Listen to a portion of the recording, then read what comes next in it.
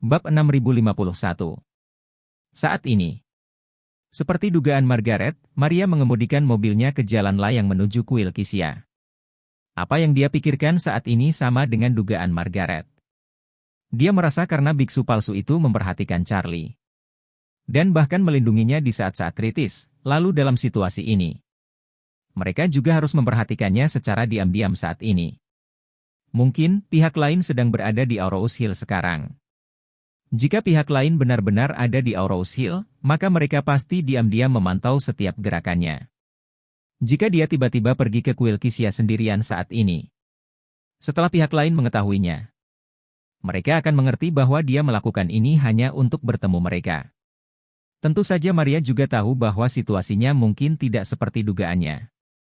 Atau semua ini hanyalah tebakannya yang penuh gairah. Dan pihak lain tidak memperhatikannya sama sekali.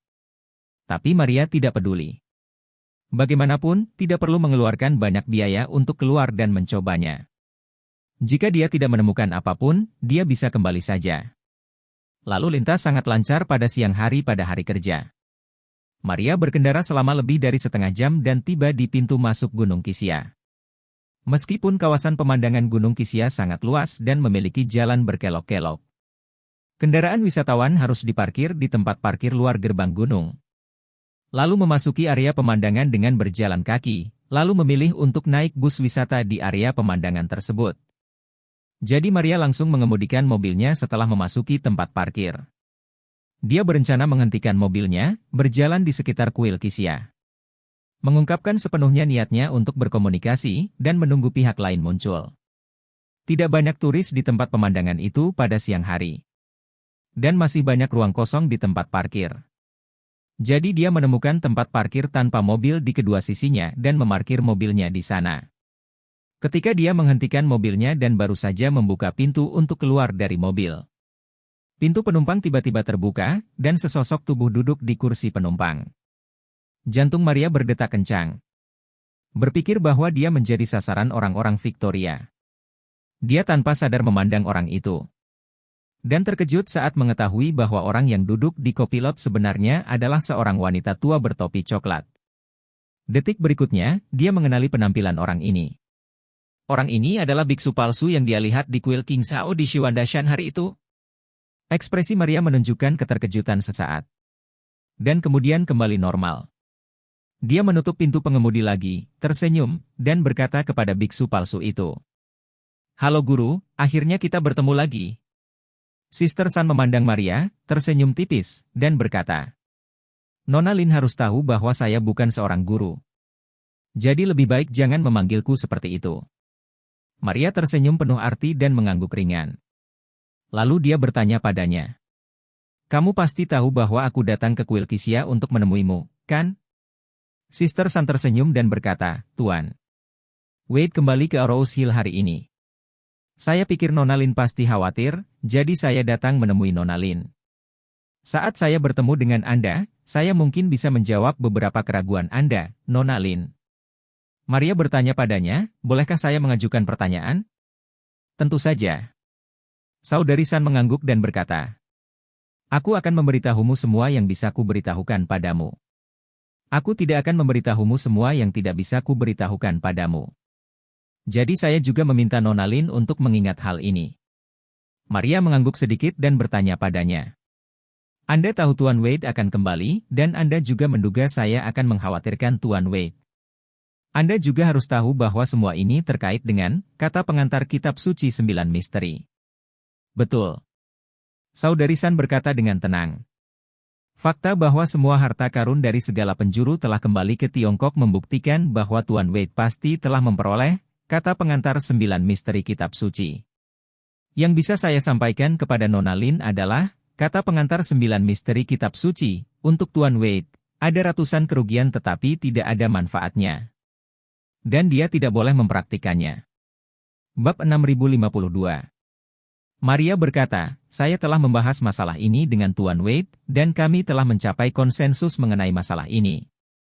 Tuan Wade tidak tahu bagaimana menerapkan kata pengantar kitab suci." "Itu bagus."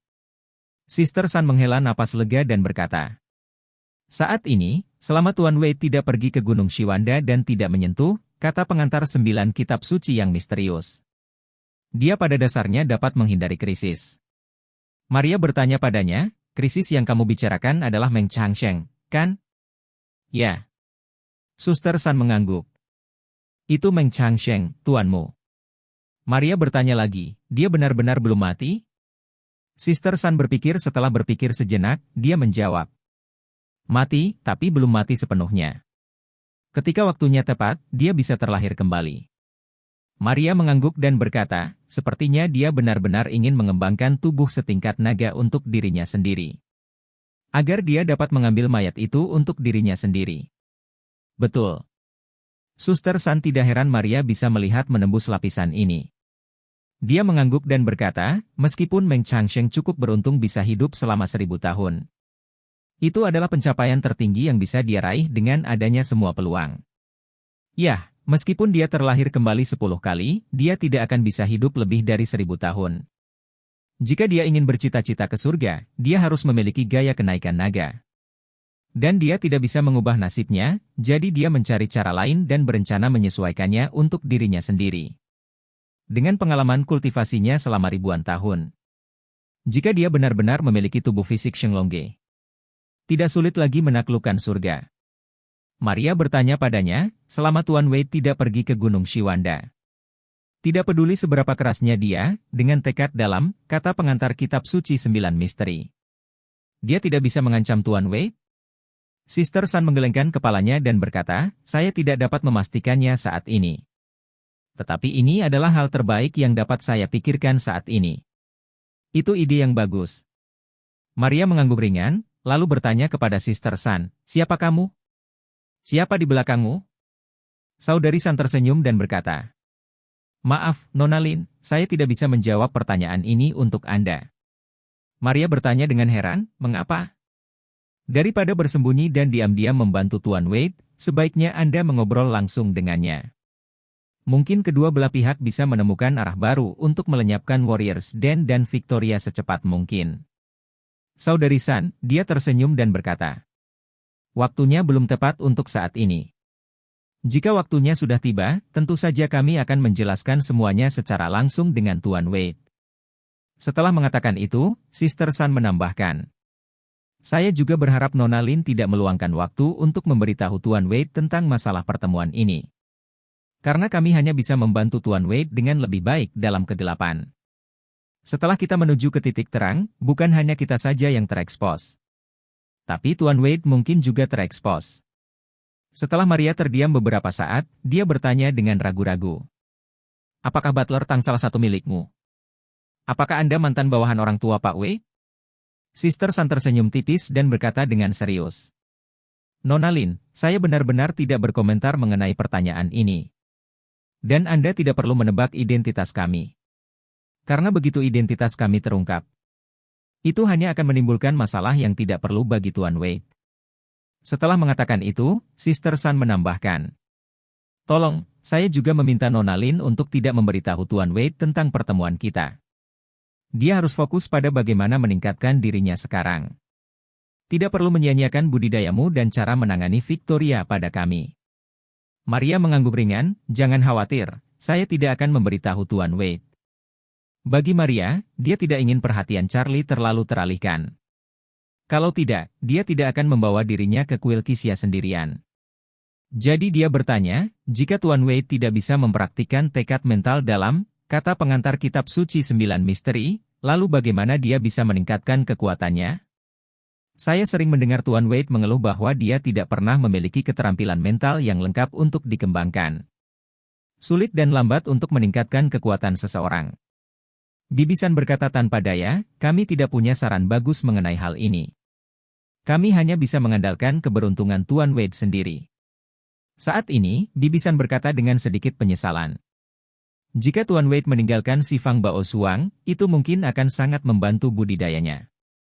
Sifang Bao Suang mengintegrasikan budidaya dan kebijaksanaan orang bijak kuno dan merupakan senjata sihir tingkat atas yang langka.